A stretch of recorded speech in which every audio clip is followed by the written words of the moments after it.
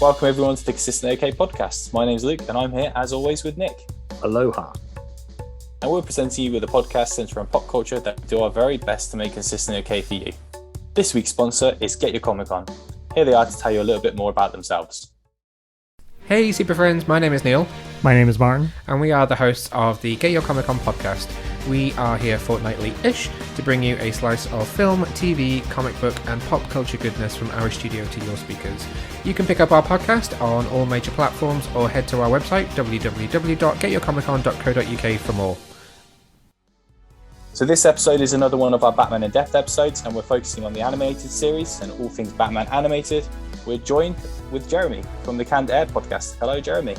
Thank you guys so much for having me. It's really awesome to be here. I've been following your Batman episodes and they're so much fun. I agree with everything you say and it's just really, I'm honored to be on this one especially. So thank you guys.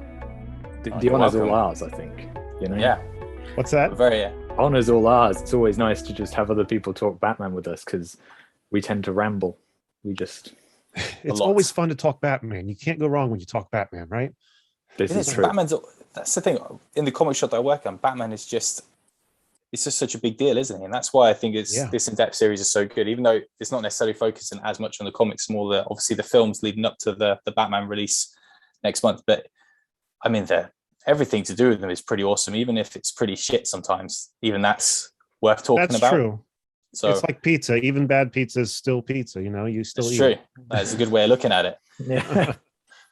So before we jump into, we're gonna focus on 4 of the animated films. We're gonna focus on Mask of Phantasm. We're gonna talk about The Killing Joke, Hush, and The Long Halloween, which was recently released, and probably a little bit about the original animated series as well, the Paul Dini one. But first and foremost, I'll start with you, Jeramy. Like, what are your feelings towards the animated films and the TV show a little bit as well? Have you watched a lot of them? Have you just watched them for this? What's your knowledge of them? No, I mean, the animated series is something I grew up with. I was watching it as it aired. It was the highlight of getting out of school. You just prayed that the school bus dropped you off in enough time to catch it. Like it was everything. It was the highlight of the day.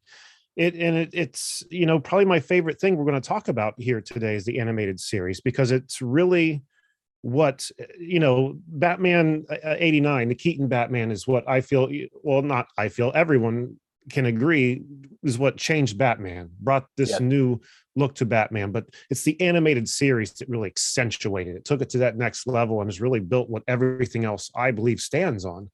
So, I mean, yeah, everything we're going to talk about, the animated series is, that's where I'm at. The animated movies that DC has done, they've been good, in my opinion, though. Over time, they're consistently kind of getting worse and worse for me personally. A lot of my favorites we're not going to be talking about here today, but I would, like Under the Red Hood was amazing. I absolutely loved that. It was have you guys seen that one? Yeah, I have. Yeah, that's probably got to be one of my favorites. Boy, the other one just slipped my mind I was going to mention. But, The Killing Joke, I've got some things to say about that. And Hush and Long Halloween kind of went to the other end of the spectrum for me. So, yeah, it's a mixed bag of feelings with the entire catalog of Batman animated films and series. Yeah, I think it's interesting. The reason that when Nick and I when we spoke about it, and the reason that I picked those 4 is I feel like all of them have got something like The Long Halloween is the newest one, which is the reason that I picked that one. Killing Joke is definitely got some stuff to talk about. Yeah, and Hush as well, because there was a lot of hype around Hush when it came out, and I have some views on that as well, which I'm probably the same scale as you, Jeremy, where I think it's kind of dipped a little bit. But yeah, I mean, if we had all the time in the world, I probably could have talked about several other ones as well. Like you said, you like so many of them, but the ones that I've picked, I think have got a few more talking points. Exactly, I agree with you. And what about you, Nick? What was your views on? We don't ever really speak about the animated stuff that much, but yeah, which is weird. You're pretty new to it, aren't you? The Batman stuff. Yeah, I mean, like the animated series, obviously, I watched growing up, and I always loved it. Like, I always just thought it was amazing. And then when you get to like the Arkham games, and you've got Kevin Conroy voicing him, and you've got Mark Hamill's Joker, it's just like, this is incredible. But in terms of the films, I hadn't seen many. Like I'd seen Under the Red Hood, I'd seen year one, I think it is. Was there a year one? Oh, that was fantastic. That's the year one I one was was great. wanting to mention, and I forgot. That was brilliant. I remember that was quite cool. Weirdly, I think that was bundled with when I bought Batman Begins, I think it was bundled with that. Like, Yeah, there was an addition. Yeah, because it was what Christopher Nolan was basing like, quite a bit of it off. So that's kind of how I saw that. And then I think throughout the years, I've sort of just seen like little bits of individual films, but I've never really like sat down and watched all of them. I watched The Dark Knight Returns. Oh yeah, another great one. When that was kind of coming out, and I thought that was pretty good. But as for the four we're talking about today, I've literally watched them in the last week, so it was all like new to me. Fresh in your mind. Yeah, it was all like an experience, and it was interesting. Well, because I didn't do them in like we're going through them in like release order. I did them in like just what I was kind of feeling like. So that was quite interesting. It's kind of jump around a little bit and be like, wow, tonally they're very different.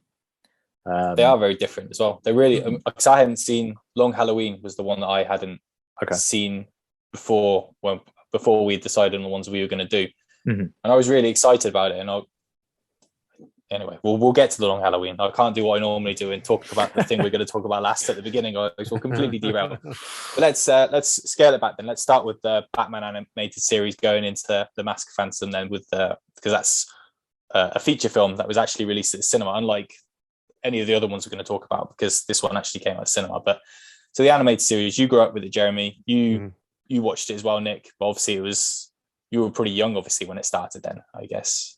Yeah, I mean, yeah, I probably came to it like after it had sort of been releasing, I guess. Been released, yeah. Yeah. I remember, I don't think I watched it.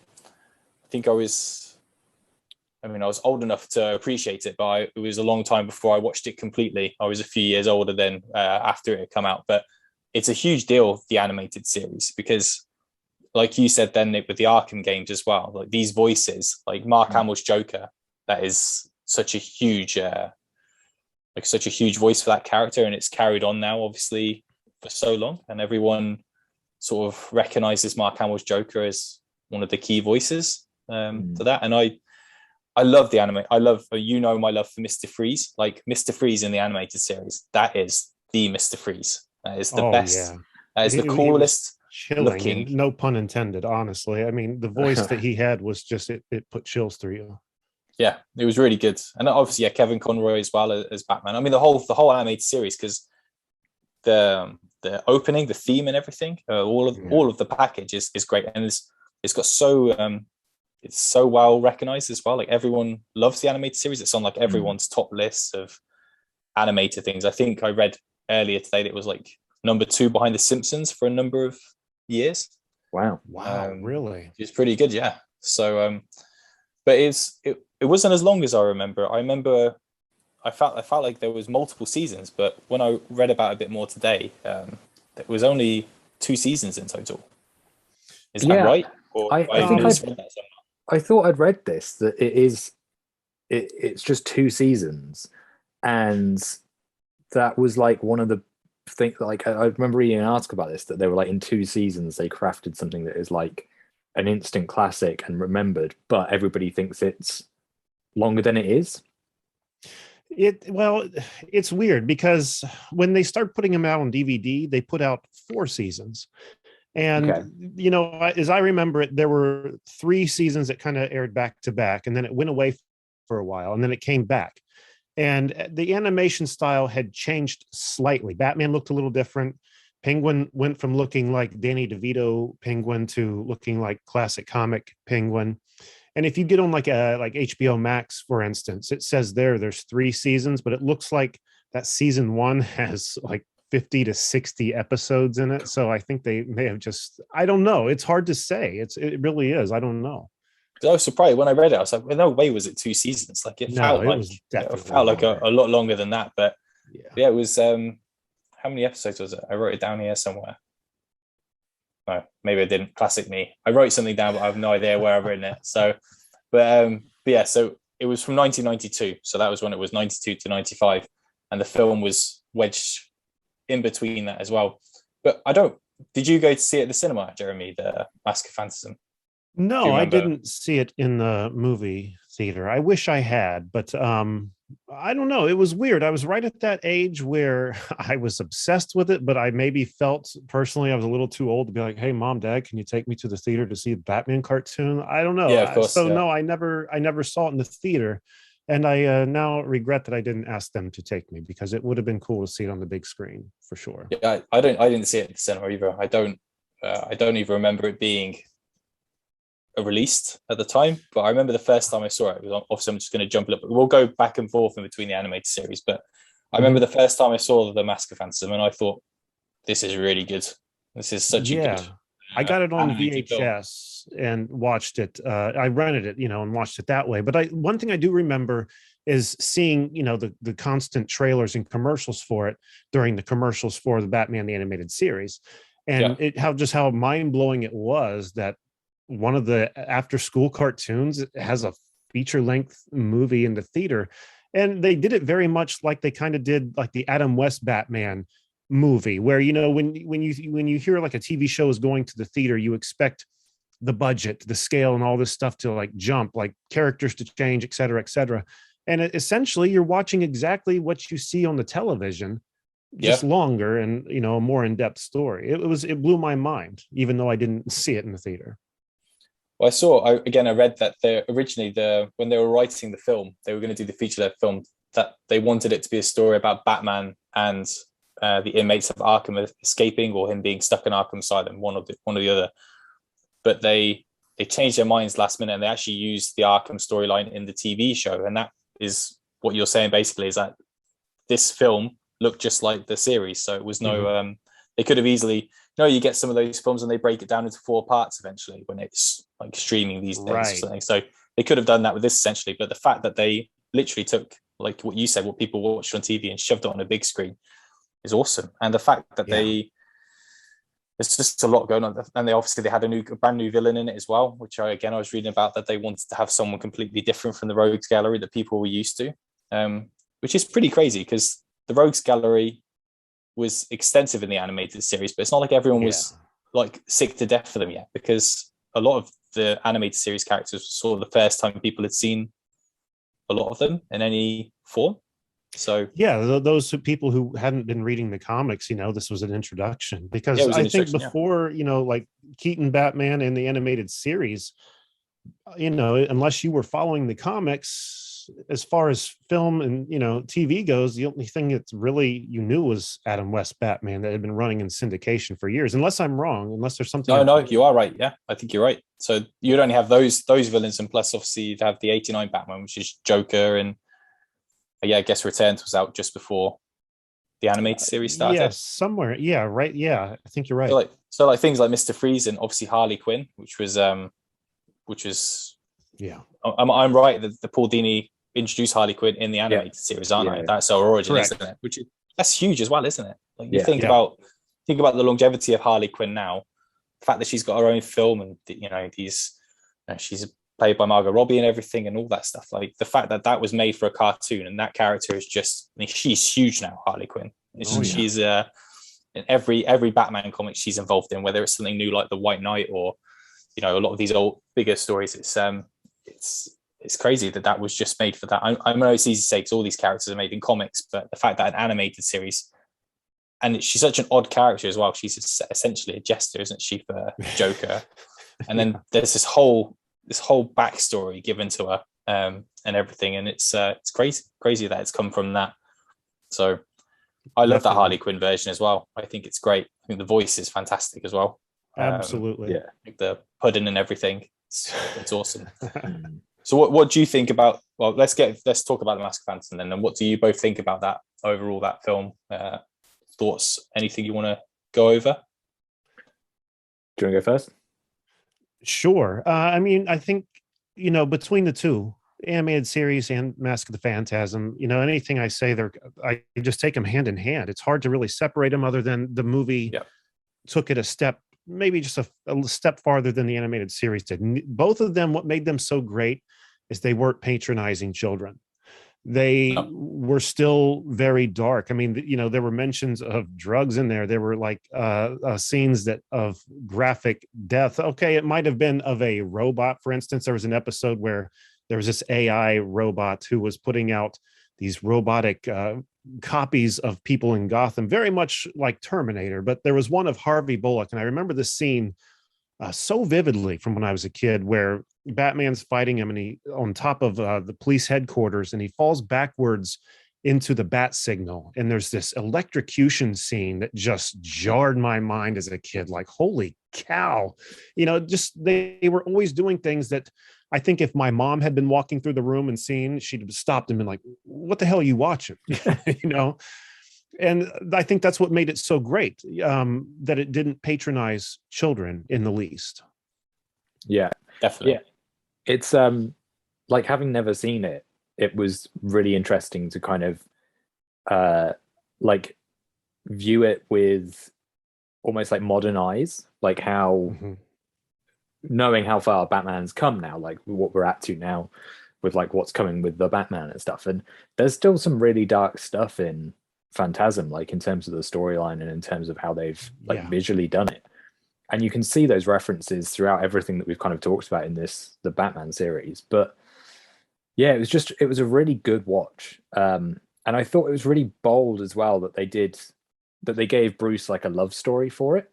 And the center of the film is like this love story, and it sort of ends on like a really somber note for him, which is typical Batman, that it's like it's never really the happy ending for him. But I thought that was really interesting, and like visually it's really strong. There's some amazing animated scenes in it, and I loved the end fight between Joker and Batman in that like model city kind of thing, like World of Tomorrow kind of thing. Yeah, I thought that was really cool. Like visually, I just thought it was really interesting. And again, like their dynamic is it's great. Like it's a really good animated dynamic they have between Conroy and Hamill. Yeah, for sure. Yeah. So yeah, I loved it. There was a scene where Bruce is at his parents' grave, and the psychological implications of this scene, again, that's intended to be a children's film. I love it, where he's crying at their grave saying, I want to give up the cape and cowl to be with this woman, but he doesn't know if he should. He doesn't know if he's making the right decision. And I think that's pretty heavy stuff for the audience they were making this cartoon for. I think it was a very bold cartoon, and it did everything right. I wonder how many parents actually watched that with their kids and thought this is a little bit too much. I wonder if there was, because it is a cartoon, but there must have been some people that thought, because I watched this. There is a bit of scene where there's like blood, isn't there? There's like it's cartoon blood, obviously. Is it Joker that gets beaten? And it's quite bloody. I know it's a cartoon, so I know it's like some kids aren't going to be like, whoa, but still, like there are parents that I know that will be like, okay, that's a step too far for young kiddie winks to be watching. Right. I mean, I don't remember an exact scene, but I feel like you are right. I feel you're correct on that. Yeah. What do you think of the villain Phantasm then? Because that's now there's actually a comic that's going on with this character back in it now, which I think, if memory serves me right, is like the first time that she's been revisited in X amount of years. I don't know if either of you reading Batman Catwoman. No, I haven't been. I don't know about. So it's pretty cool, because it's like she's basically back in this storyline. It's Batman, Catwoman, and Joker, and she's like this angel of death, basically. But it's really weird seeing her in a completely different setting, because I've only ever really seen her in the animated film.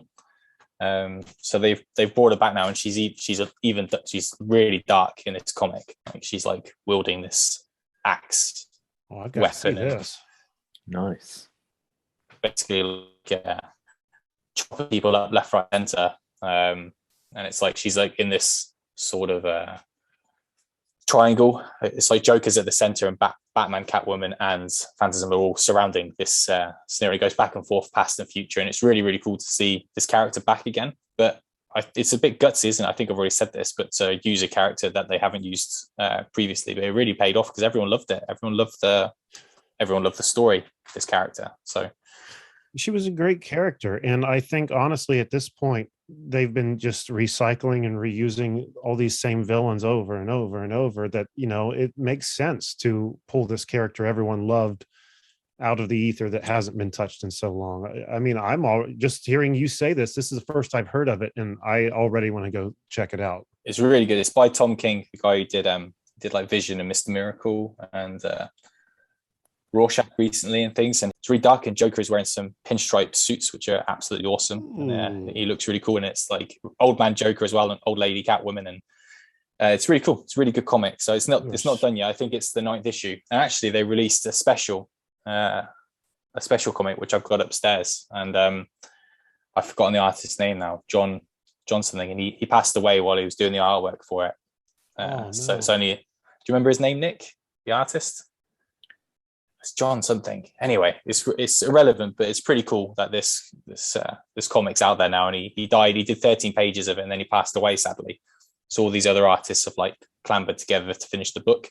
Nice. So did they like redo what he had done, or did they just mimic his style to finish it?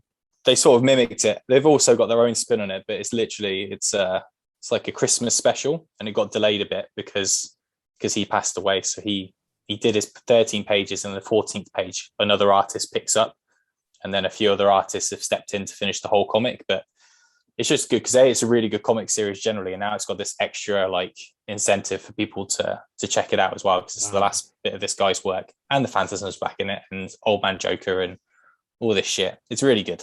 That's some good marketing you just did. I want it now. I gotta Thanks. Go get it. I think the TP will be out, or the graphic novel will be out later in the year, but I think there's like 3 issues left, but it's awesome. So anyway, that's a sidetrack, but it's nice that this villain is back anyway, because it's good that she's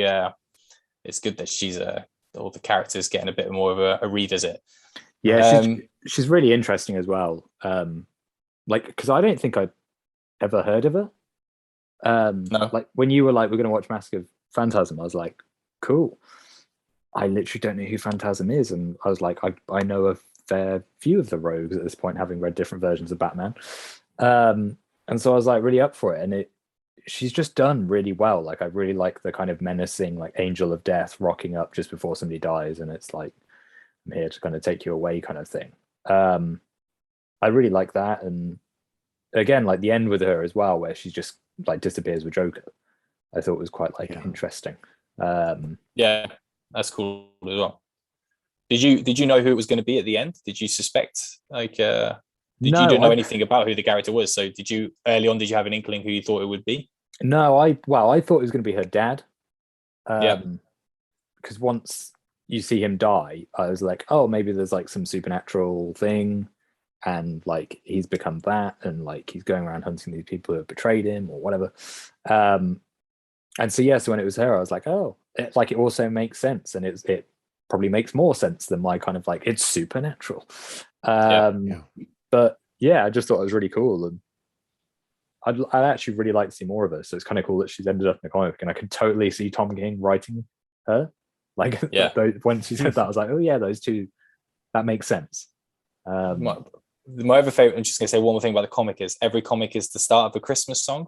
So every opening few pages is based off a Christmas song, and it's usually Joker killing a bunch of people while he's singing, but it's really good. Nice. Check it out. Okay, I'm definitely going to. So, okay, does anyone want to talk more about that? We can talk as much as people want to about it. If you've got any other notes, there's probably loads more.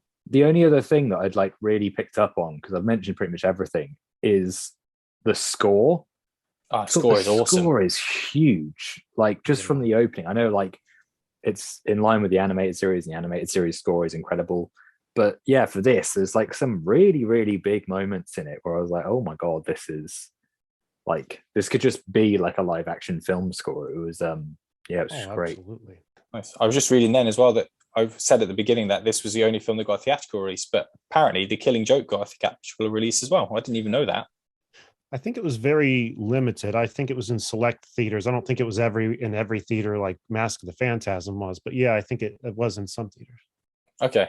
Yeah, because I just saw here, I was curious about how well it did at the cinema, Mask of Phantasm, and it didn't bomb, but it didn't make back the money that it cost to make it. So it's a bit of a shame, but obviously now it's got a huge following, hasn't it? Like it's a cult following, you'd say. So it's awesome. And I love the fact that Paul Dini's involved, because I really like Paul Dini as as a writer as well. I love what he did with this, and I love the animated series, obviously, and I loved the Arkham games because he was Arkham Asylum and Arkham City, and some of the comics that he's done that spun out of the animated series, like some of the Harley Quinn ones and things, have been really good as well. So good guy, that Paul Dini.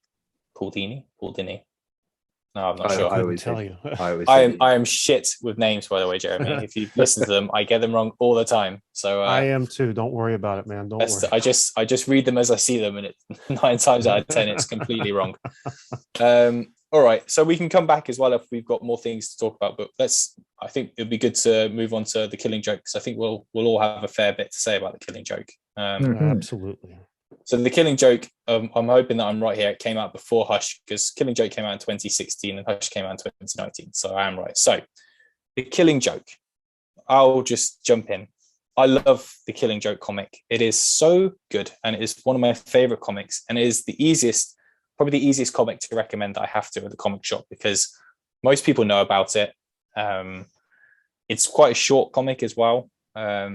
And Joker sells as much as Batman, so it's a really easy sell. And when they announced this film, I was very excited. And then when they announced who the voices were going to be for Batman and Joker as Kevin Conroy and Mark Hamill, I was even more excited. Oh, yeah. So I went in with really, really high hopes. And I thought, how can it go wrong? And half of it didn't go wrong. But what the fuck is up with the first half of this film? Yeah, exactly. It is, what did they do to Batgirl? Not as in literally what did they do to her? Like, what were they thinking? Because it is, I mean, I assume from your reactions that you both feel the same about Absolutely. about it. But but first of all, then, the Killing Joke comic, you both read it, I assume. Yeah, I've got it right here on the shelf next to me. Yeah, I adore it. I love it. So good. And you were both excited about the film, or you hadn't seen it, had you, Nick? Again, like so the only thing I'd seen of the animated film is, like, again, love the book. And when they announced the animated, I remember them announcing it and being like, oh, that'll be really cool because it's really suited to animation. And then I saw the only clip I'd seen from it was where he goes and interrogates like Joker, but it's not actually Joker. Right. And like beat for beat, I was like, this is amazing. Like, this scene is so good. Like, the dialogue's great. Like the sort of like way that Conroy's acting it, the animations, I was like, everything about this is awesome. So I'm sure the animated film is great. And then I remember when it came out, a lot of people were like, it's so jarring and so controversial. And I was like, is that just people's reaction to like the source material on a wider scale? Like, is this just people who haven't read it? And then like I just never watched it because everyone was like, just avoid it, just avoid it. And I was like, okay. So when I watched it earlier on, I text Luke about halfway through it, and I was like, what is going on with the first half of this film? Because I don't remember this in the graphic novel. Yeah, I was like, I'm pretty sure this didn't happen. Which was right around but it is, you go. It is pretty loyal to the graphic novel when it needs to be in the second half. Yeah, like it gets there. Yeah.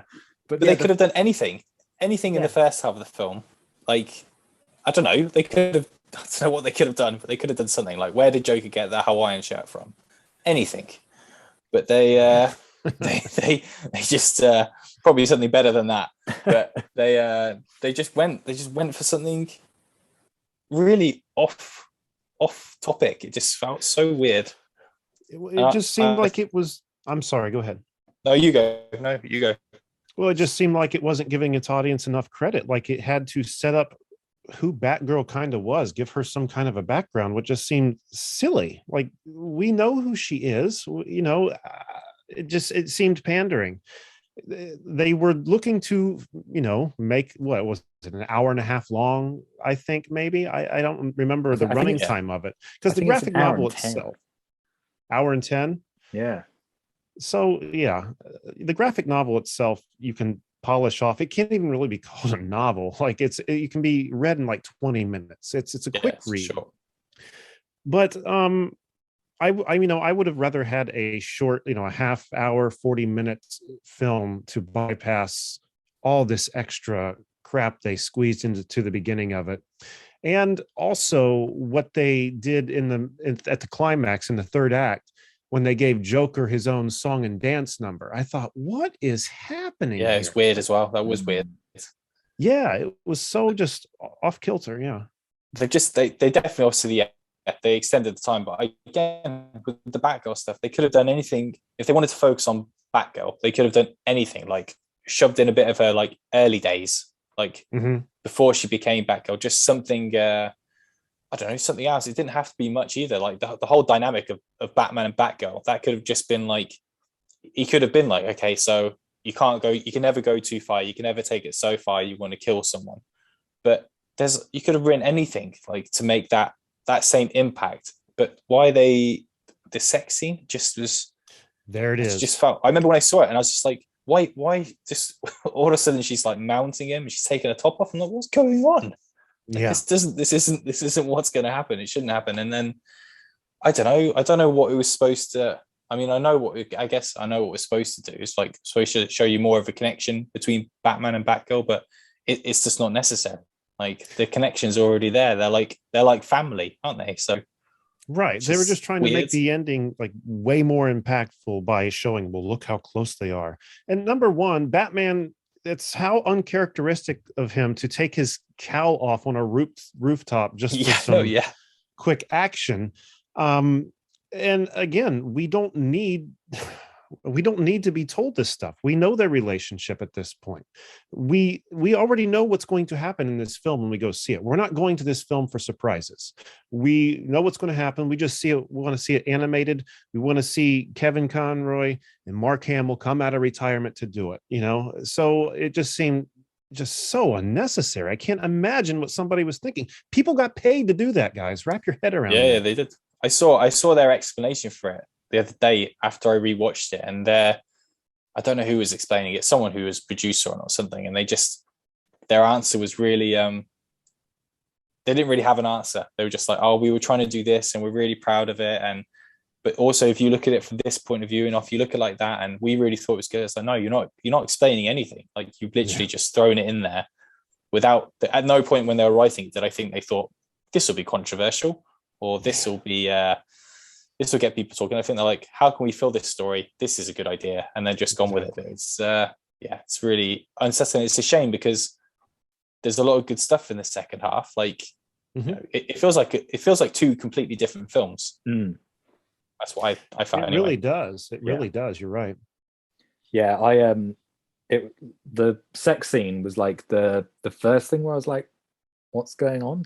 Like the first, like most of it, I was kind of like, this just doesn't feel very Killing Joke. It feels a bit like out of place in terms of how they're doing Batgirl's story. And then the sex scene happened, and I was like, I don't remember this being in the comic, and I had to Google it to like check, which is also something you never want to Google, like Batman Batgirl sex scene, because you just get like intense results. So I was like, okay, but I was like, it's not in the book, fine. And then it was the like scene after that where she calls Bruce and she's like, oh my god, like we can make this up, like we could just pretend like it never happened, and I was like, what is this? I was like, it's like Gossip Girl or something. I was like, what is going on? Why is this in this film? And then it suddenly turns into The Killing Joke, and I was like, okay. And it's a really weird thing as well, where when you get into that second half of the film, it was to the point where I was like, has the animation changed? Because like something feels completely different here that wasn't in this first half, and I don't know what it was, but it just feels like they've made two films and then banged them together.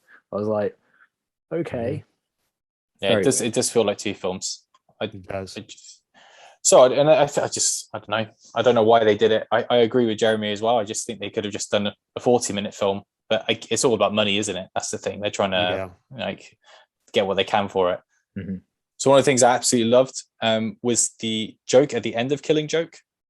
And what I really like the way they did it in the film, even though it's very basic, is because it's supposed to be ambiguous, isn't it? You're not quite sure what happens in the end. Like if Batman breaks his neck or whatever he does. And I love the ending to the comic, and I love the ending to the film. So I'm glad they didn't change it from what they did. I'm glad it wasn't like they didn't extend it by 20 minutes or actually show something as well, like Right. take it too far and like, oh yeah, like we're at Joker's funeral now. Oh, great, thanks for that. But so I like the fact that they kept that in and they kept it similar and they didn't overdo it, basically, because judging from the beginning of the film, anything could have happened. So I think it's a really good end. Like I love the Killing Joke comic, so I'm glad they didn't mess around with the main story too. Did you like the way they? I'm sorry. Carry on. No, you go. I was going to say, had they taken that joke out, it just would have been the final nail in the coffin. And yeah, exactly right. It would have sucked. The biggest disappointment of this is that, again, Kevin Conroy and Mark Hamill came out of retirement to do this, and then for it to get such criticism, I think they're probably like, oh, why the hell did we do that? We should have left on our high note. It probably will ensure that, and maybe they have come back and I just don't know it, but not that I've seen. I think the only other thing Kevin Conroy is possibly doing is the Caped Crusader. I think I read that somewhere. I wasn't even aware of that. It's I think so. Yeah, it's like a Matt Reeves and J.J. Abrams animated coming to HBO Max next year. Because Mark Hamill's not doing that, is he? Don't think so, but I'm pretty sure they said, or at least I've read somewhere, that Kevin Conroy's in talks or in it. I think. I mean, he's the Batman voice, isn't it? Like, it's almost soothing when you hear his Batman voice. Like, it's a warm blanket. It's a warm blanket, exactly. So it's a real shame about the Killing Joke, isn't it, overall? Because I was really excited about it. I remember when I ordered like the Steelbook Blu-ray, and I think I must have just moved to Norway, or I just settled down here, and I was like, oh, this will be great to watch. Like, it's going to be awesome. It's like something I really love the comic of. And then I just remember that first half of the film and thinking, this is not the film. This is the wrong film. Right. There is a lot right about it. I think the animation of the Killing Joke is good as well. Like, I think Joker looks fantastic. Yeah. In it as well, and it's very true to the way he looks. I think the bit when he's actually at the carnival, when he's looking around in the daylight, because there's not a lot of daylight stuff that goes on in these Batman films, but I think it's really well done, and the voice work, obviously, as we've said, is fantastic. Not just from Mark Hamill and Kevin Conroy, but the rest of the cast as well is strong. I can't remember who does Jim Gordon's voice, actually. That I don't remember. Ray Wise. Who was it? I'm sorry. Ray Wise. He's in a few different things as well. Twin Peaks, isn't he? Yeah, Twin Peaks. There should be a fan edit of the Killing Joke where they just cut out the dance number, cut out the first half of it, and just post it to YouTube or something. I mean, I'm sure it would get taken down pretty darn quick, but maybe I should just make one for our three sakes. But I think that would make it so much more enjoyable. I don't care if it only turns out to be 30 minutes. I want to see what that graphic novel was, just animated. I wasn't looking forward to watch. I was looking forward to watching the second half again because I hadn't seen it for a while. I guess because I think it's probably the third time I've watched it since it's been out, and it's sort of similar to when we had to watch Batman Forever and Batman and Robin for this. I was like, I'm not ready. I'm not ready to talk in depth. I'm not ready to, apart from Schwarzenegger as Mr. Freeze, which I could Those do. Were great episodes, though. You guys did so good on those episodes. I enjoyed the hell out of them. But I wasn't looking forward to watching this again. I was like, I'll just skip it. Like, I'll just skip the first half and everything will be okay. But I thought, no, I've got to look at it because maybe it is okay after time, but it wasn't okay after time. Annoyingly as well, I think I think where the shift happens in the storyline is when they start telling you Joker's backstory, which is amazing. That's weird, that's isn't done it? so well, but it sort of just comes out of nowhere. Like it's like, here's Batgirl up to a point, and then it's like, oh, here's Joker's backstory. Like halfway through the film, you just randomly cut into this, and I think that doesn't help with like how the film is done narratively. Like in terms of a narrative, it's just disjointed. It's very, very unusual. Because they could have put Joker's origin story during the whole thing, couldn't they? Yeah, they could have linked that, and they could have done more with Jim Gordon and Barbara Gordon, which builds up to the part where Joker shoots Barbara. Like that could have been. They could have ignored the Batman-Batgirl dynamic a little bit and done more about Barbara and Jim's relationship and Joker's origin. So you can see like he was a normal guy-ish, or like he had a family and everything, and then Jim Gordon is a family man and all this stuff. Anything. They could have just gone multiple ways with this, but they didn't. And I'm very bitter about the whole thing. Oh, you're not alone. It was just such a tonal shift that it makes you think, like Nick was saying, like I thought there was a change in the animation. I don't think there was, but that tonal shift is so jarring that it makes you start looking for what's different. What the hell just happened? It's that jarring. Yeah. Like when I got to that scene that I'd seen the clip from where he does interrogate the Joker, that whole thing just felt like that was the point where I was like, this is another film. Like the dialogue is suddenly really tight and like really specific and crisp, and it's just like, oh my god, there's a lot of craft going on here.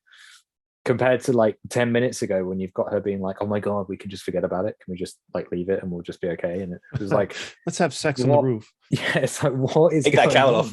Yeah. It was so weird, so jarring. Yeah. Well, let's move on to another one then. And I kind of regret these two are side by side because I feel like I've got quite a bit of negative stuff to say. This is very typical of me as well. I talk about how much I love something like Batman, and then I just decide I'm just going to hammer it because why not? But the reason I picked Hush on our list and not something like Under the Red Hood as well, which there are a lot of good films or very good films that come out in between these as well. But the thing about Hush is, have you both read the comic Hush? I've never read the comic. No. Okay, so Hush is I think I have. It's a really good comic. The nice thing about Hush is it's very rogues gallery heavy. You've got you've got Joker, you've got Hush, who's this character unknown at the time what's going on. I'm pretty sure it's not Bane in the comic, if I remember right. I'm pretty sure it's Killer Croc. In the animated film, it's Bane at the beginning, but it's Killer Croc in the comic. You've got Harley Quinn, you've got Catwoman. So it's very heavy loaded, Mad Hatter and everything.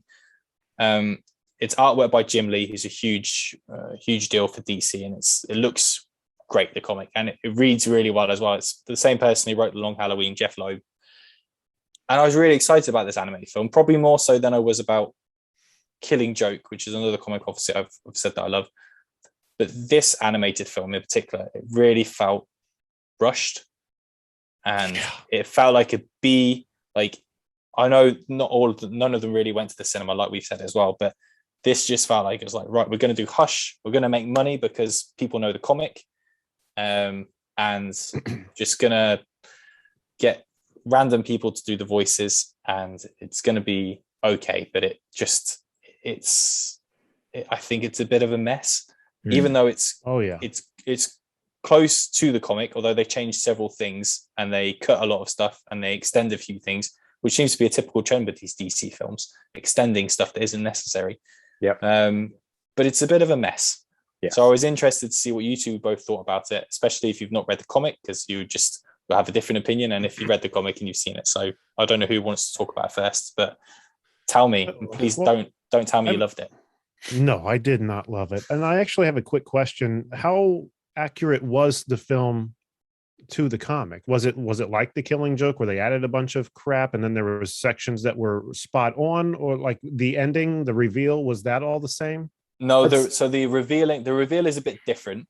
But it plays out the same way, mostly, but it's twisted a little bit. They do the Thomas Elliot stuff is a little bit different. In the comic, there's a lot more in the comic in the ending, and I think in the animated film it felt like it was rushed to get there, but they've changed a few things. Like they changed a couple of characters. Like I said, Killer Croc was moved out, and it honors what they take from the comic. They do when they do some of it like page for page, basically. You know, like how Sin City is basically lifted off the comic, and Watchmen as well. Those two films, they're like identical to the comic. There's some of that's the same, but they also put their own twist on it. But it doesn't really sit well with me. So it's, I don't know, in a random way of answering your question, it honors the comic. Okay, don't know. It didn't feel when I watched this, it's like they messed it up. If they just stuck to the comic, and they'd really gone for it with the voice cast and the animation, which I think is not great, not compared to some of the other stuff, then it feels a bit of a letdown compared to the comic. I don't even know what the question was now. I'm that disappointed in the film. I thought it was it's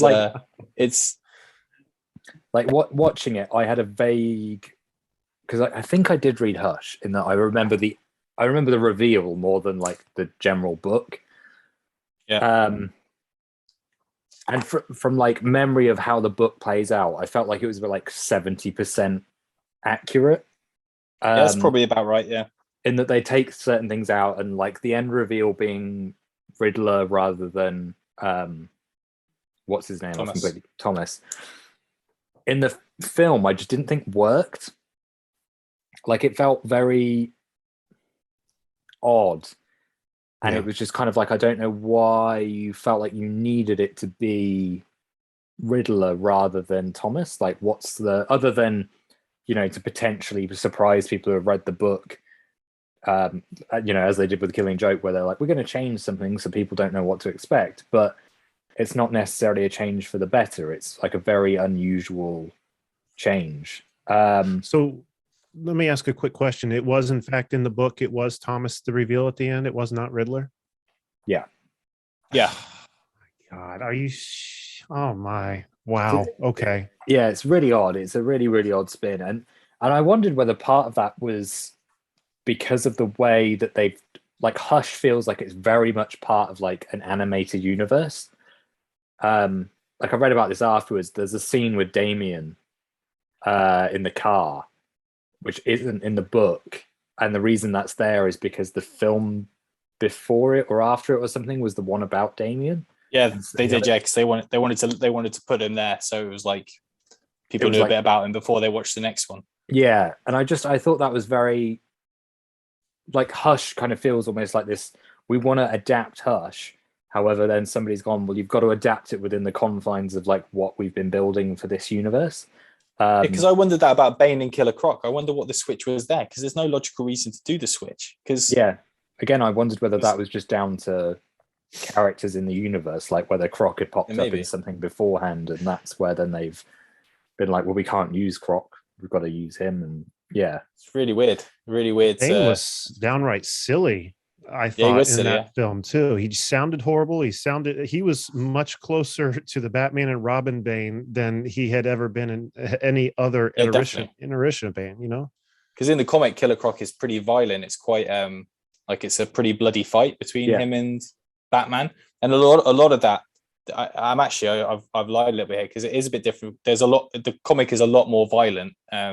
Like all the stuff in the graveyard, like there's hallucinations and stuff. There's a lot of flashbacks to like Death in the Family, where with Robin and stuff in Batman's arms. There's loads more stuff at the end. I was trying to think, was there an end credits at the end of Hush? There is a little bit, isn't there? But I can't remember if I watched it this time. Do they have the Riddler getting knocked unconscious bit in the animated film? I don't think they do. You're talking like a scene after the credits or something? Yeah, there was. I can't remember if I've just made up, because in the comic, he tracks down Riddler at the end. The one in the credits for Hush is, isn't that where, or is this Long Halloween? Is it? No, there's a Long Halloween. Yeah, so that's not in Hush. I've just imagined there is. So in the comic, Jeremy, just so you know, the Riddler is, Batman tracks down Riddler at the end, because Riddler has been he's basically been a version of Hush as well, although he's not the main Hush, and Batman just beats the shit into him basically, or knocks him out at the end. So there is a bit of comeuppance of Riddler, but I don't know why they changed it. I don't know why they change things all the time in these films, guys. It's irritating. But you should read Hush, Jeremy, and then you'll see, because it's huge as well. It's a really big book. This is it here. You see, and it's massive scale. So I mean, you can see why they trimmed it down. They should have put 40 minutes of this before The Killing Joke. That would have been perfect, and they could have fit it all in. That'd have been a lot better, wouldn't it? But they changed. Yeah, they did change a fair bit of it at the during it. But it's the bits that they do take from the comics, they do pretty accurately. Then they mix it up by throwing their own stuff in there, and just mixing some of it up as well. So it's strange, but it didn't work. If I mean, I was disappointed. Coming from my perspective, having never read that comic, just knowing what I saw on this movie, It just seemed like they were like, look who we've got now, and now look who's here, and now look who's here, and for no reason whatsoever, seemingly. Like Lex Luthor's there, and then he's just as gone as quick as he came, and it was like that with so many characters. And I don't need to see the whole rogues gallery in every Batman film. And they had kind of winked at the viewer that, okay, Hush is Thomas. So I was anticipating that. Not that I don't mind having my anticipations dashed. That's fine. Makes for a more interesting story if it's written well. But the second it was Riddler in the Lazarus pit, I was like, what? Yeah. And it just was the most anticlimactic ending. I just was so done when he took his mask off and it was the Riddler. I was so out of it. I'm pretty sure in the book, because I have vague memories of this. So in the book, when Catwoman leaves Batman at the end, I'm pretty sure she leaves him because she's like, you'll basically run yourself into the ground, like to not kill a villain, like to not kill an enemy. And I love you too much to watch that happen. So I can't be with you. There's like a real like emotional current there that it's like, I've watched you do this and it's heartbreaking. Right. But in the film, that plays out slightly different, where it's almost like they didn't want to pitch Batman as being the one that's like in the wrong. They almost were like, Catwoman's kind of a villain, so we'll have it be on her more than him. Whereas I see what you're saying. The book is a more like, no, it's definitely like Bruce's desire to hold up this code. Yeah, this code. Yeah. And I just felt like that plays out different, and it changes the tone of that ending, and that you're kind of like, well, I don't know how I feel about that, but I know exactly what you're saying, because I kind of picked up on that. Like, okay, because he doesn't want to take a life, you have a problem now. And I see what you're putting forward there. Yeah, I get that. It's odd. It's a really, really bizarre change that they made. Again, I wondered whether, again, that was because it's part of this bigger DC Universe animated thing, that it's kind of like, well, we don't want to detract from Batman with whatever film's going to be next or whatever. Yeah. It must be something to that. I mean, a lot of this stuff as well, like the changes they made, because at the end of the comic, then, so Riddler and Hush, Riddler and Elliot, they're like, Riddler's the mastermind in the comic, but him and Elliot are working together because they both have grudges against Batman. But in the obviously animated series, Riddler is portrayed as I think if I remember right, the comic, it's Clayface is pretending to be Elliot dead. When there's that scene where it looks like Joker's killed, or Joker has, Elliot's dead and he's been shot dead in the alley. Joker's doing that cool, he's like crouched down with the gun and it says bang and everything. So in the animated series, it's in the comic, it's Clayface pretending to be Elliot. And then at the end of the comic, you realize that Elliot's still alive. He's working with the Riddler and they're both out to get Batman. But I think a lot of these films, they're trying to dumb it down a little bit as well. So they don't want to make it overcomplicated. And it's like, it's all right if it's in a comic maybe, but in these animated things. So I think between trying to fit all of it into the animated universe that they built and dumbing it down a little bit, I think people who read the comics and love the comics feel a bit shortchanged. Yeah, I guess. Yeah. So they're not giving their viewers enough credit. They don't think very much of them. I think we can handle it. Let us see what we already know happened in the comic.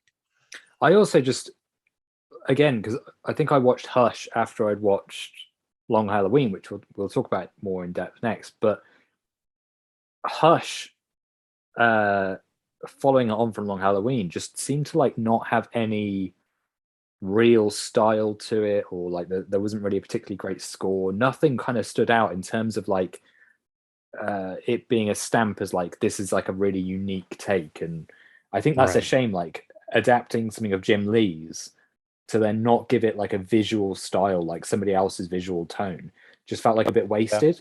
I think that's what I was trying to say at the beginning. That's exactly what I meant. I feel like they had a gem here between the artwork and things, and they just haven't honored it, and they've just thrown it together to get out there, because they announce all these things at Comic Cons, don't they? and to get like a buzz out of it, and then both this and Killing Joke just fell very flat. So it's just a shame, but it's interesting that you both weren't that keen on the film as well. Not at all. Have you met anybody who liked it? I've met one person who liked it, yeah. And it's this guy is like a cosplayer, like he dresses up as all these characters. He's through work, he does these competition stuff. This guy loves everything. Like, you know, he's the kind of guy that, you know, you could, you know, he'd say like Batman and Robin is up there with like the best of them. Like he could watch like a bunch of Martin Scorsese films and, you know, Oscar films, and he'll be like, oh no, like Batman and Robin is much better than all of those films. It's like, no. I mean, you're right. Can't be trusted. You can't be trusted, yeah.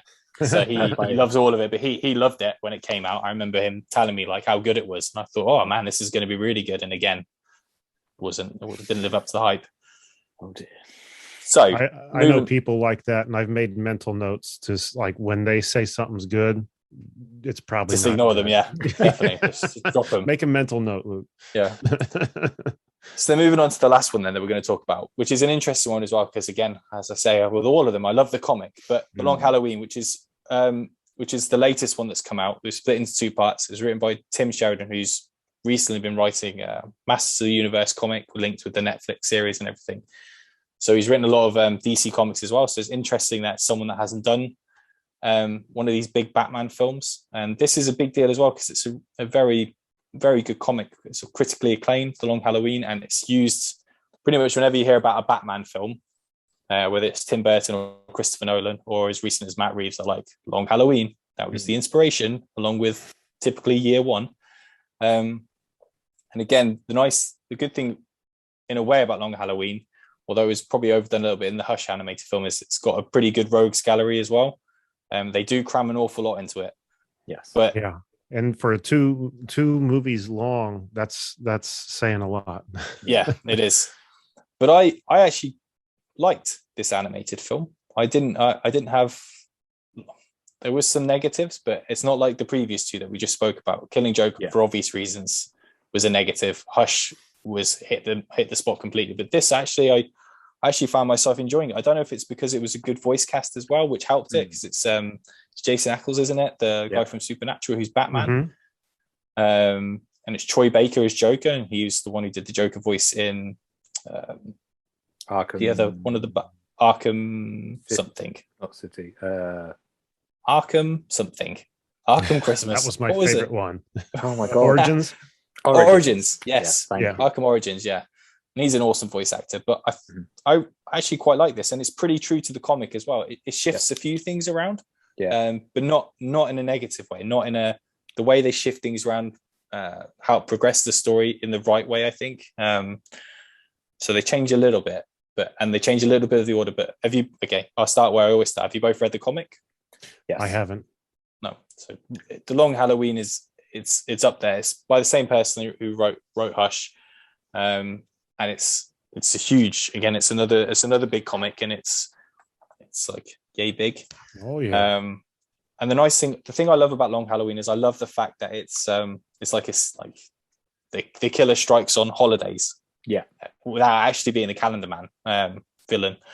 And it's nice because you don't actually know who is doing it for so long, and it plays out over a year. And I think this film is very good at honoring the comic in the right way, as opposed to what Hush did.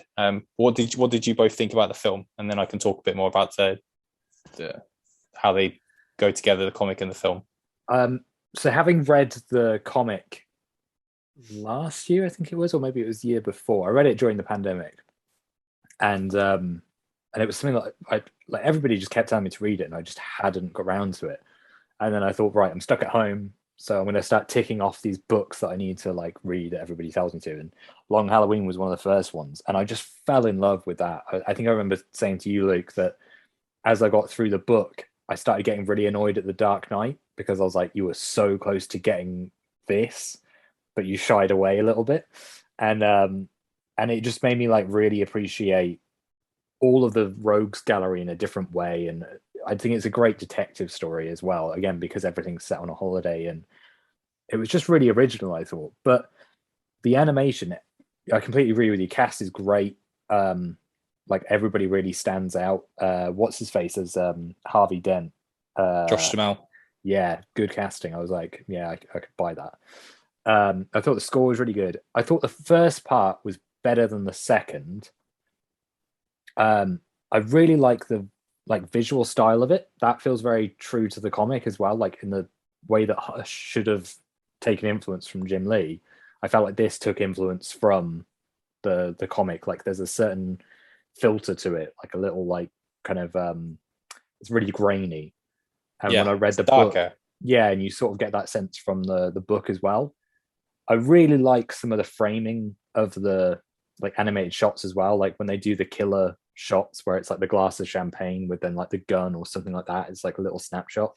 I thought that was cool, and that's very in line with the comic as well. And yeah, I just felt like the first part was like, this is really accurate. Like this is everything that I remember about the book is in here, and it's all played out fairly well. The second half then is where things were kind of like, I don't remember that, like Poison Ivy's bit isn't as long as it is in the book. I think in the book, he's like controlled by her for a couple of weeks at most. Yeah, it's quite a while. Yeah, it's quite a while until Catwoman realizes what's going on. Yeah, whereas in this, it's like 3 months. And wow, like that felt like a bit of a tonal shift in terms of like, wow, this has gone really intense. And then the only thing that really spun me a little bit was the end, because they changed how they reveal who Holiday was. Because in the book, it's a little less. I think it's like a little less direct than it is. Yeah, it's a little less on the nose. I guess you would say. Like the reveal of her being Holiday as well. In this, like Batman's in the room and she's like confessing it to Batman. I don't remember him being in the room in the book. No, in the comic, if I remember right, I think it's literally just, it's like 4 pages and she's burning stuff. Yeah. And then at the last panel is just her saying, I think she just says she believes in Harvey Dent. Yeah, and that's like an amazing ending. And that's like she's who Holiday was. Yeah, I'm pretty sure that's it. I remember getting to that and being like, that was amazing. Like, what a great final line to be like, I believe in Harvey Dent. And this just, again, it felt a little bit like we don't want to go too dark with how it is, because the ending of the book is like, this is bleak. And it felt like they pulled their punch a little bit with the end on this. So I thought the first part worked much better than the second part, but overall I enjoyed both. Wow.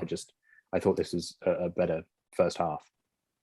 Yeah, she has like a little monologue at the end of the comic. I'm just checking it. So Batman's nowhere to be there, but she's basically talking to Harvey Dent, like and then it just ends on that page, and that's the first moment, because at that point you don't even know who's talking at the beginning. It's just a silhouette burning stuff. So, wow. And then but because they're catering to a different audience as well, they're trying to they've extended it, haven't they? And they've tried to, I don't know, make it more easy, like you said, Jeremy. They're just like trying to, like, anyone could understand it, but they're, we can all fill in the blanks. Like, we're all smart enough. Yeah, so right. But did you like the film, Jeremy? I did. And you guys, just listening to you talk about it made so much come back to me. And I guess I'm realizing I liked it a lot more than I thought I did. I thought it was very long. The casting was spot on. The animation was very good. Like in Hush, a lot of the dialogue and like the vocal work I felt was kind of half-assed. And I don't put that on the actors at all. I put that on the directors. It's kind of like Star Wars. They had great people to do these things. They just directed them shitty. They somehow got great actors to act horribly in the like episodes 1, 2, and 3. And I feel like the same kind of thing was happening in Hush. That wasn't happening here in Long Halloween, but I did very much like it. Again, thought it was very long.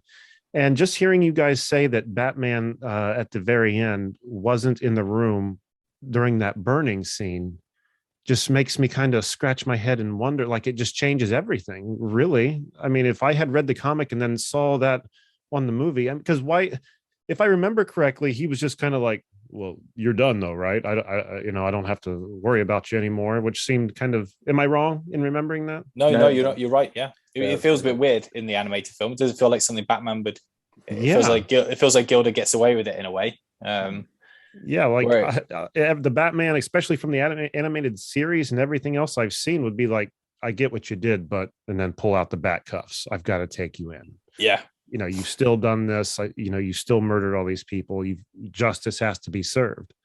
It really goes against the character. So that is such an odd decision. I can't believe they did that. Yeah, it's pretty. I like the end. I really like the end of Long Halloween as well, because it's because throughout Gilda is very like she's got a lot more in the comic as well, but she's just you just wouldn't suspect her really. There's no reason for the majority of the comic.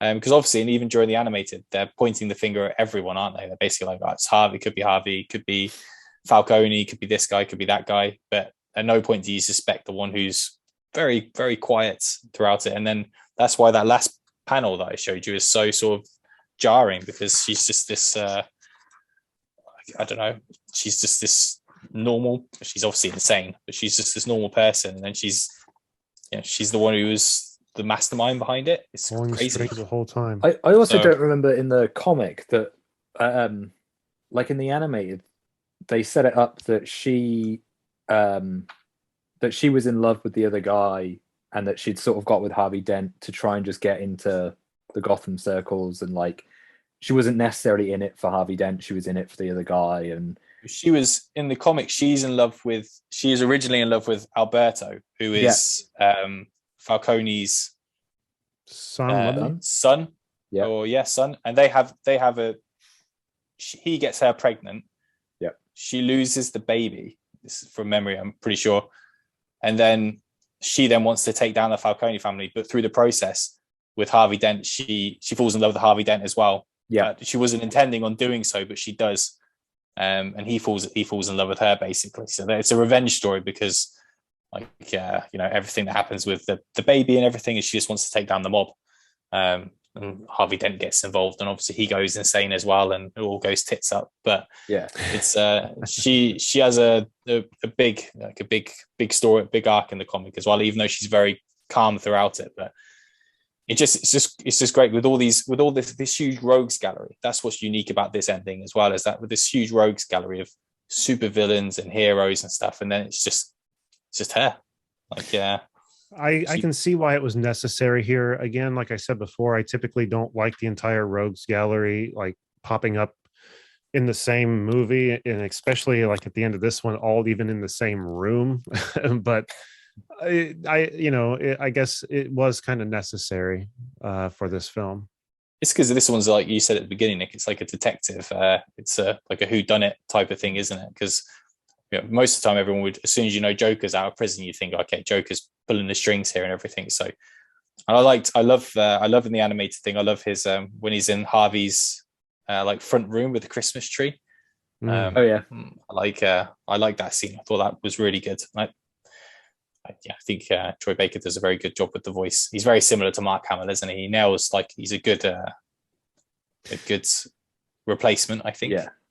It seems like the best Joker voice actors to come since Mark Hamill are the ones that try to imitate him rather than try to set the new bar, because it's a bar you're not going to get. You're not going to set that new bar. He's the definitive Joker, even on screen. Like I put Mark Hamill over Heath Ledger. Like he's that good. Yeah, he's that good. Yeah, I think a lot of people think that, don't they? With Mark Hamill's Joker, it's just it is iconic, isn't it? And it's a shame that I'm sure he'll do something in the future again, but it's just I hope so.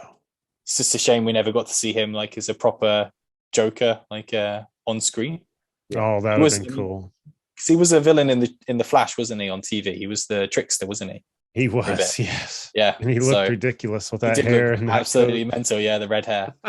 So, but like that was the other thing that I thought was missing from Hush, is that their version of Joker just felt really weak, and especially having gone from Long Halloween into Hush, I was sort of like Troy Baker's Joker emulating Mark Hamill, go into Hush, and then whoever plays the Joker in that, I was just kind of like, what is going on? Like, this isn't. I don't even know who it is. The cast, the voice cast in Hush is just.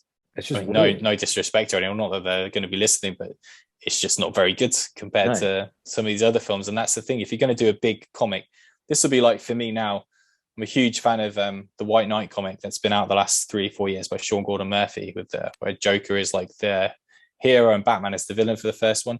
Right. And you could see them doing an animated film with this, but it's like them just half-assing it. That would be a situation where it could be a big deal if they do it right and they get the right people in. But I just felt very disappointed with Hush. I mean, because like Under the Red Hood and Dark Knight Returns, they don't have like overly a huge. I don't think the voice cast is that strong in. Definitely in year one. I can't remember who the Batman is, but it doesn't ring a bell. But it still works. Like because the quality of the films are higher as well. So the only voice I hated in the Dark Knight Returns was the Joker, and I think it was the guy, I don't know his name, but he was the guy from Lost who played the character Ben. If you guys had ever seen that show, it is that's right. But I just was not buying that voice as Joker at all. Yeah, that was released in 2 parts as well, wasn't it? Dark Knight Returns.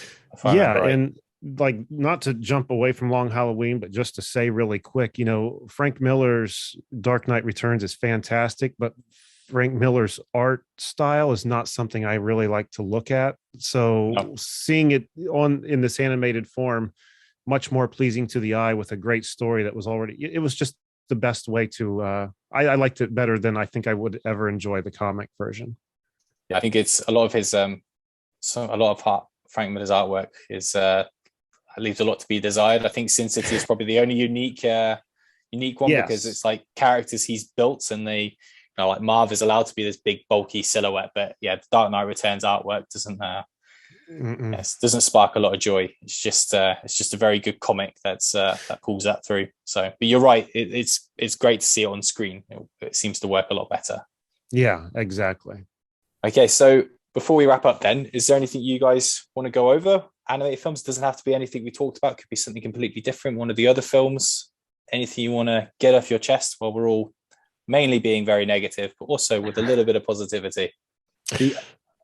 Go ahead, Nick. Oh, sorry. I was going to say, the only thing that came to mind as I was finishing off watching Killing Joke earlier on, which was obviously an interesting watch, was that I got very nervous for the day that they decide to animate City of Owls or Court of Owls. Oh, yeah. Because I was kind of like, I absolutely, like, that story is just genius through and through. And there is a really interesting animated film you could make with that. But it terrifies me as well, just if they did a Killing Joke with it, where it was like, we're just going to do this or this. And I think the key with these in the future is that, like I was saying about Paul Dini and everything, like you really have to try and get the writer on board as well. Like, if you're going to do a Court of Owls animated film, you should probably talk to Scott Snyder, just like they're doing with Gotham Knights. Yeah. Like, if you're going to do this film, you need to go to the source material. I have no idea if Jeff Loeb was involved in any of these films. I don't think he was, from what I know. But if you're going to do the White Knight, you should get Sean Gordon Murphy involved. If you're going to do Hush, then you should get Jeff Loeb and Jim Lee involved. I think it's important that these guys that made these things have a say of what it looks like on the big screen, because you're tarnishing, aren't you? Like you said, Jeremy, as well. You get Kevin Conroy and Mark Hamill to come out of retirement to do the Killing Joke. Yeah. Then it's got to be a home run, because you're shitting on everything they've done in a way. And for this, I know Rotten Tomatoes isn't like the be all end all, but it's a huge like marker for what people look at when they're gonna, like, if my wife and I are gonna watch a film, sometimes we'll look at it just to see, like, okay, so the critics have given it like 30%, but the audiences are giving it 80%. I was like, we're going to check it out because side with the audience. But this, Killing Joke, it got negative all over. And it's such a bummer, because if you're Mark Hamill, you're thinking, that was a shit show. Like, I'm not going to do it again anytime soon. So I think they just have to get involved. So like with Court of Owls, Nick, which would be an awesome choice. Like, I mean, I would even go as far as saying, like, hey, Scott Snyder, can you write it, and we'll get in a director, and we'll promise Mark Hamill well, Mark Hamill wouldn't be involved, I guess, but you know, we'll get a good Troy voice Baker. cast anyway. Troy Baker, yeah, we'll get Troy in. Yeah. He's he'll come back for anything. Yeah, Joel. So yeah, Joel. Yeah. So yeah, that's what I think. If they're going to do, well, they will do more of these. I looked at the list of what's coming out next, and I was like, okay, just scroll all the way to the bottom because there's so many now with all the Supermans and the Justice Leagues and that was all these other things. So that was the thing about Long Halloween, the post credit. That I was like, what the hell? Because that was the scene where Flash and Green Arrow were there. Yeah, the trick or treating, yeah. And I was so confused. I was like, this completely took me out of the Long Halloween. It like suddenly felt like again, it was part of like a bigger world. I was kind of like, what? I was just it's obviously, yeah. So whether they're about to step out of like Wayne Manor and go on a Justice League adventure, or whether it's just a stupid tease. But again, they threw in like a bit of comedy for no reason. Yeah, it was just very odd. It was kind of like the story ended, and then they decided to throw that in there. I was kind of like, okay, stupid. It was like Hawkeye, like the Hawkeye post credit. It was like, oh, sure, you can do that if you want. End credits have lost their way a little bit. I think they're a bit more comedic than they should be. Yeah, I totally did not see the end credits for Long Halloween or Hush. I'll have to go back and look. I didn't even know they were there. So it's not worth your time. Yeah. Okay. It's literally they're like, oh, we're not going to get any trick or treaters, and then obviously the kid comes up and everything, and in the end credits, Flash and is it Green Arrow, isn't it, Nick? Yeah. They just ring Wayne Manor's doorbell, and they're like, they're there to trick or treat. So weird. Yeah, it's really odd. I'm with Nick on that. What? It's like, why? Yeah, I don't know. But it kind of takes you out of it, doesn't it? But again, it's for the extended universe, isn't it? Which is fine because, like I said about the guy here who loves all of them, I bet he fucking loved that. I bet he was yeah. Bravo! Oh yes. So well, none of us care, but it's an odd one. Yeah. So you said about Under the Red Hood then, Jeremy. That's your favorite of the animated films. Is that that's the one that's up there for you, or is there another one that tops your list? What you've seen? That one and Nick already mentioned Year One. I thought that was very, very good. Watching the balance of Jim Gordon and Batman in their first years doing what they're doing. I really enjoyed it. And I know I've never read them, but I know there are comics of Year 2 and Year 3 of Batman's career. I would love to see those movies. I guess I don't have to wait. I could just go find the damn comics, but I'm a little lazy sometimes. As far as other things to mention, you had brought up there's a fair amount of Justice League stuff. Have either of you guys seen Justice League: A New Frontier? No, I haven't. It's something that I do want to watch because I've been told I should watch it, but again, I don't think that's from a reliable source. I'm pretty sure it's the guy who loves all of them. So, is it worth? We'll checking take out? it from somebody who doesn't love all of them. It's a good one to watch. Okay. Did you guys see the most recent Suicide Squad? Yeah. Yes. I wasn't too big on. I thought the second one was much better than the first, but I'm not huge on either of them. But is it Starro? Starro, yeah. Starro was the villain in New Frontier. Essentially, it's a take on Justice League #1. If not panel for panel, I don't think so though. But anyway, my point in bringing that up is the introduction of Batman in that film was fantastic. There's a scene where some like satanic cult has a young boy or maybe a young girl, I can't remember, strung up on an altar in this church, and they're all in dark robes and about to sacrifice the child. And then the Batman jumps in. Now, mind you, this film is done like all the heroes have like that 50s comic look. They're not modernized like Injustice and some of these other films have taken liberties in changing the way these superheroes looked a little bit. They look like they're straight out of like 50s comic books. And the Batman comes down with his, you've guys seen the cows where he doesn't just have the little tiny ears that come up, but they're the great big ears that come up almost at like a triangle angle, I guess. But yeah, he looks horrifying. And after he takes the bad guys out, he goes to comfort the child, and the child is just horrified beyond belief. Like, get away from me. And the cops have busted in at this point and like, back off, you're scaring him. And you get this scene a little bit later where Batman decides to change his look a little bit. And he still has the black and gray, if I remember, but his eyes almost look happy. And though it sounds silly, it was a good look. It was just a good movie. I would recommend watching it. I own that one on definitely. Check it out. DVD. Nice. I'll check out. They're all like bundled together on iTunes here in Norway. So I just need to like the Justice League ones are all bundled together and stuff. I've heard like the Suicide Squad ones are supposed to be pretty good as well, but I think I've seen one of them, but I think it's there's like an Assault on Arkham one that I saw, which was pretty good as well. Yeah, that one I enjoyed better than Hush, I'll say that, but it didn't like ring to me as like one of my favorites. Again, Under the Red Hood and Year One, as far as Batman goes, were probably my two favorites. I feel like there's one I'm forgetting, but it's not coming to mind at the moment.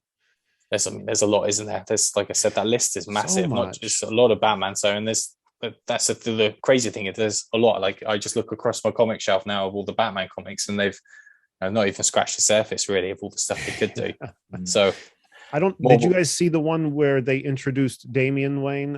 Was it just called Son of Batman? I felt that Son of Batman was fairly good. Yeah, I thought that one was good as well. I thought that was pretty good as well. I quite like. I've got a bit of a soft spot for Damian and like the Super Sons. Comics are really good, and I quite like Damian. It's like a moody kid who sort of hates his dad, but he wants to break all the rules, but he has to like follow a code as well. I like Damian. I've got a lot of time for that character. There was a scene in that where he had scoured the sewer beneath where Thomas and Martha Wayne had been killed to find a single pearl from the necklace that had been torn off his mother the night of their murder, and he gave it to Bruce as a gift. And I thought that was like, wow, that was pretty big moment. That was awesome. Yeah, it was cool. Sorry, I was just going to say, because everybody here is a Turtles fan. Did anybody watch the animated Batman Turtles film? Yeah, I was a bit disappointed. Same. But I will say, as much as I didn't, it was fun for a little while. And I will say I do have some of the figures from that movie on my shelf over here, because let me pan the camera a little bit so you guys can just see some of the turtles over there. Do you see them all back here in all their glory? I have some turtles too. Where are they? Oh, bless you. Got some there. I've got a whole bunch up here as well that are being nice arranged now. I'm in good company. But I hated how at the end, like Joker and all them mutated themselves. I thought, well, that's really taking it a bit far. But one thing I can't get enough of, I watched several times on YouTube, is just watching the Shredder and the Batman fight, because like what a versus match, like it's one that you could be like, who's really going to win this? The Shredder seems to be unbeatable. The Batman seems to be unbeatable. Like, who would win? And of course, they don't really show a definitive answer there in that duel, but Shredder messes him up quite a bit, doesn't he? He does. It's weird with the Turtles and the Batman comics, because on paper, in my head, when it first was announced, I was like, I don't think it's going to work. Yeah. I've read a few of the crossover things. Like there was a Power Rangers one with Power Rangers Justice League or something like that recently. I can't remember, a while ago. I thought, no, it didn't work. Not that I'm not a huge Power Rangers fan, but I thought I'd try it out. And I thought this just looks a bit too odd, Batman and the Turtles, but I really enjoyed the comics, and they were going to release it as a big omnibus, but it got delayed because of COVID and the paper shortage thing going on. But yeah, I was disappointed with the animated, but the Batman Shredder bits are cool. There are some really cool elements in it, but as the big Turtle fan that I am, and the Batman fan, I was a little bit underwhelmed. I want to read the Power Ranger Turtle crossover, because I'm a fan of like the original Power Rangers. I was just so into that. Actually, now that I think about it, look at this. Look what I just got. Leonardo as the Blue Ranger. Because I saw they were releasing those. They're Hasbro ones, aren't they? No. Yeah. Hasbro? Yeah. Yeah. Him and Donnie as the Black Ranger just came in a dual pack. I didn't order all of them, but the one I did order was Shredder morphed with the Green Ranger. So nice. He looks pretty awesome. If you haven't seen him, look him up. But I'm sorry, I'm deviating. I know this is not. No, so we should just. I don't know why we should just do a turtle podcast, because oh my god, I am there. I could talk about turtles and figures all day, and the turtle films. Right, you let me know. Noted. So I was like, my wife keeps coming down here, and she's like, have you got another turtle figure? I'm like, no, that one's been here all along. Is this because this box was upstairs? She's like, what? Yeah, I've got that one too. I'm like, oh, it's nothing. It's just Krang. Anyway, I know that feeling because so often Brooke will come in here and she goes, when did you get that one? When did that one happen? Like, someone just gave it. I just have to say I got it from work because it's like research. So yeah, animated film, yeah, a bit underwhelming, but I wish it could have been better. But again, I was thinking about these animated films like with the Turtles and stuff, and Batman. It's like that'll be like a full-on film one day, won't it? Like a live action film, because eventually they will just throw money at everything. So it will probably happen one day. Here's hoping. Hopefully with the proper turtle suits from the 90s, the best suits. That would be amazing. It would be amazing. Right. Should we wrap it up there then, guys? I think that's covered everything. Yeah. I think we were pretty thorough. So that's it for this episode, another in-depth episode in the bag. And we are closing in on finally seeing the Batman in a few weeks' time. And we're going to do a 2-part special when that lands.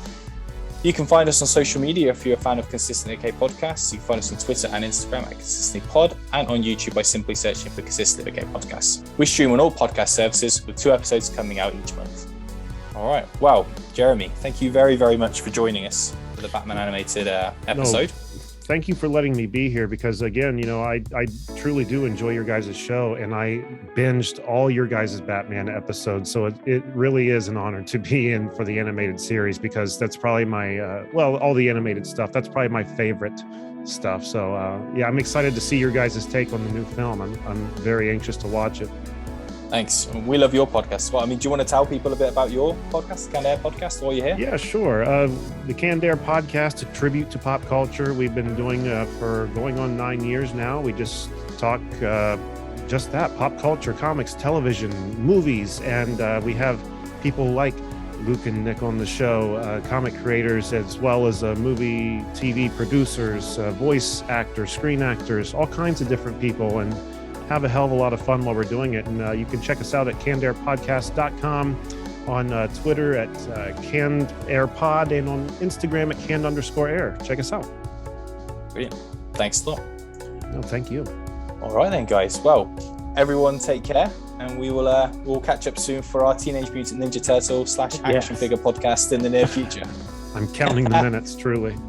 All right, great. Thanks a lot then. Take care. See you in a bit. Bye. Awesome.